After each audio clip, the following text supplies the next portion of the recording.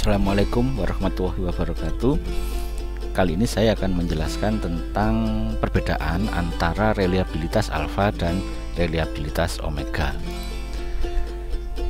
Koefisien reliabilitas omega sekarang mulai dikenal dan dipakai di berbagai macam software analisis. Kalau dulu kita mengkomputasinya secara manual, mendapatkan beberapa informasi, kemudian kita masukkan ke dalam rumus yang kita buat, kemudian kita komputasi.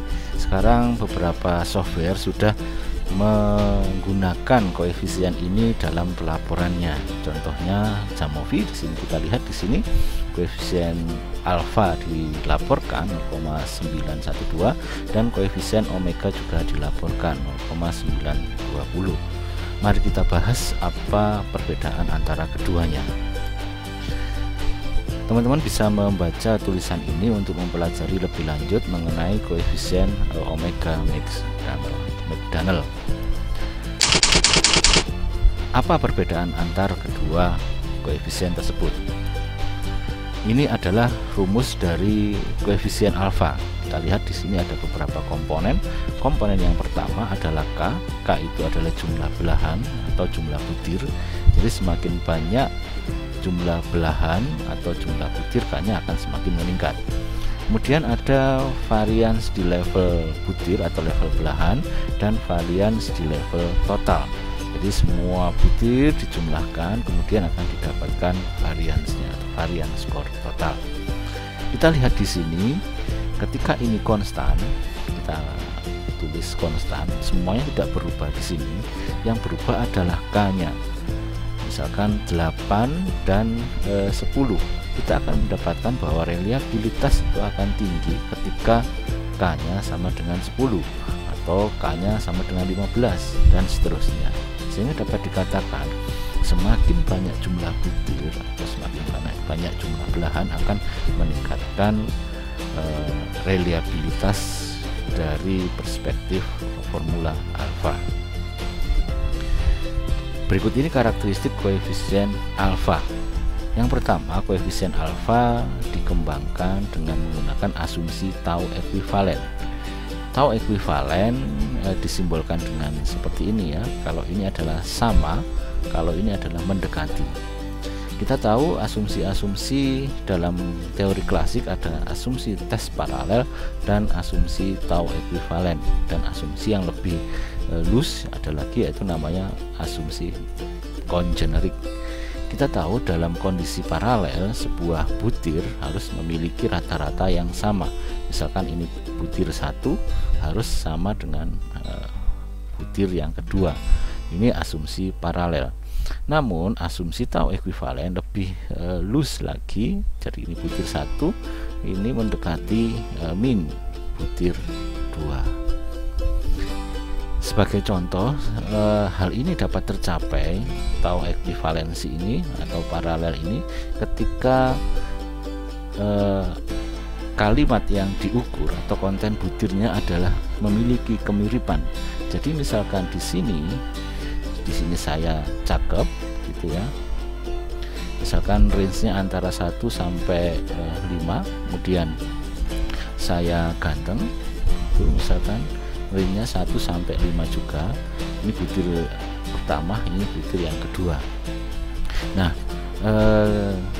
kondisi tau ekuivalen akan tercapai ketika misalkan sini dari 100 orang yang diukur itu rata-ratanya adalah 2,5 katakan.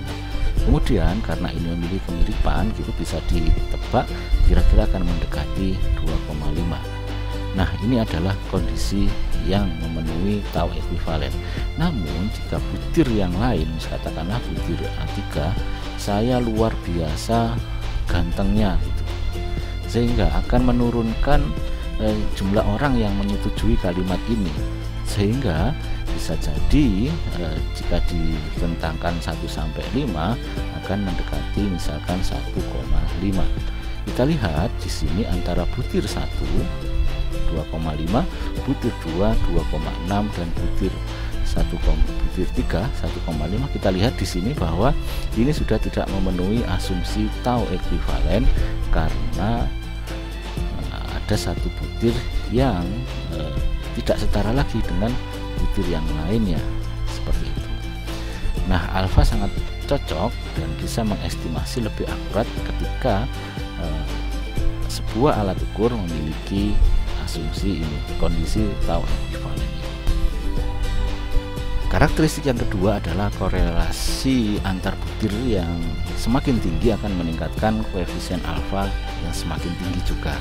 Kita lihat di sini, jika misalkan tadi dianalogikan saya ganteng dan saya cakep, itu korelasinya semakin tinggi, itu akan meningkatkan alfa, sehingga butir-butir yang sangat narrow kontennya, tidak terlalu menyebar, itu akan meningkatkan reliabilitas dari perspektif koefisien alfa.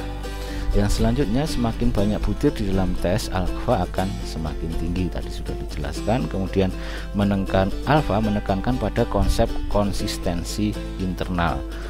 Kita lihat di sini, jika ini mirip dengan ini mirip dengan ini mirip dengan ini, dapat dikatakan memiliki konsistensi internal yang tinggi. Kemudian koefisien alfa adalah lower bound estimator, yaitu misalkan reliabilitas sesungguhnya adalah 9, kita tidak bisa mengetahui ini karena berdasarkan skor murni klasik ini hanya bisa diestimasi. Nah, estimasi alfa itu selalu di bawah dari true reliability. Misalkan di sini alfa melaporkannya 0,88 gitu ya.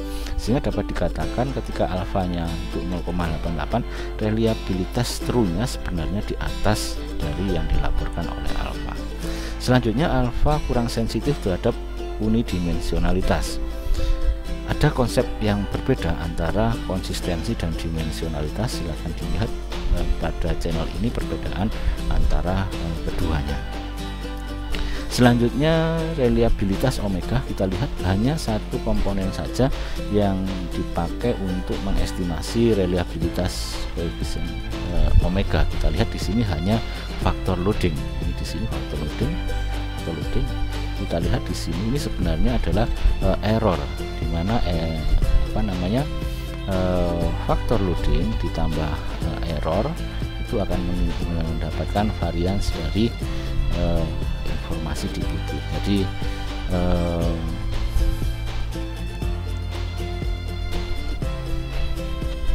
Jadi sebenarnya ini juga mirip dengan reliabilitas, di mana ini varians dari true dibagi dengan varians true ditambah varians dari error, di mana ini adalah varians X. Karakteristik dari koefisien omega adalah menggunakan asumsi pengukuran yang bebas, tidak seperti alfa yang harus menggunakan asumsi tau ekuivalen.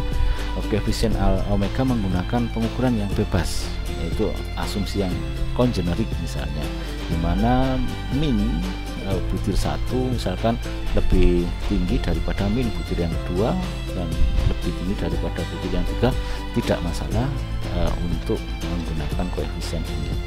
Kemudian yang kedua adalah semakin tinggi korelasi antar butir, juga omega semakin tinggi, sama halnya dengan koefisien alfa. Selanjutnya, semakin banyak butir belum tentu omega akan semakin tinggi. Kita lihat tadi di dalam komponen rumus omega, di sini tidak ada jumlah K yang menunjukkan adanya pengaruh jumlah butir terhadap omega. Kemudian menekankan pada konsep unidimensionalitas. Jika alfa menekankan pada konsistensi internal, omega menekankan pada unidimensionalitas. Artinya adalah unidimensionalitas terjadi ketika satu butir dengan butir yang lainnya mengukur hal yang sama. Kita lihat di sini, meskipun ini kontennya berbeda-beda, misalkan ini adalah depresi, ini adalah gangguan tidur, gangguan makan, ini misalkan intensi untuk bunuh diri, misalkan ini rata-ratanya ini 4, ini 3, bunuh diri berarti semakin banyak yang tidak menyetujui, katakanlah 1, ini bisa kita pakai untuk menggunakan koefisien omega. meskipun rata-ratanya beda, namun semuanya mengukur satu hal yang sama, yaitu depresi. Apa implikasinya? Implikasinya adalah dalam pelaporan penelitian gunakan koefisien alfa sebagai koefisien utama dan koefisien omega sebagai koefisien pendukung. Kita tahu alfa banyak dipakai dalam banyak penelitian dan dilaporkan oleh banyak jurnal, sehingga agar hasil kita comparable dengan jurnal-jurnal yang lain, itu kita menggunakan koefisien alfa, sehingga dapat dikatakan jika seorang peneliti melaporkan reliabilitas alat ukur misalnya A itu 0,9 dan B kita mendapatkannya 0,89, kita lihat di sini bahwa penelitian kita mendukung penelitian yang sebelumnya mendapatkan reliabilitas yang sama. Maaf, ini harusnya A juga, A di penelitian yang satu dan A di penelitian yang kedua. Selanjutnya, jika menggunakan analisis butir berdasarkan korelasi butir total, kita menggunakan alfa. Namun ada juga pendekatan yang lain di mana kita melakukan analisis butir dengan menggunakan analisis faktor.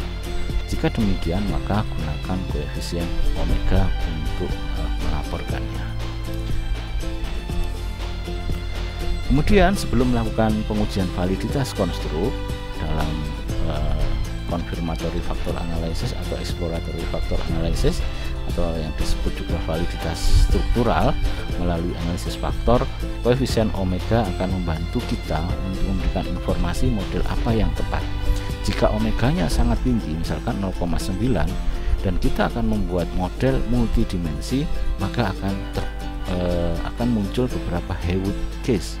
Jadi misalkan faktor loading yang seharusnya maksimal 1, jumlahnya bisa lebih dari 1, misalkan 1,1 gitu, atau varians yang harusnya tidak bisa negatif bisa menjadi negatif gara-gara Haywood case. Haywood case adalah kita salah memodelkan yang misalkan yang seharusnya itu adalah model unidimensi, namun kita tetapkan dengan model yang lain. Terima kasih, semoga bermanfaat. Assalamualaikum warahmatullahi wabarakatuh.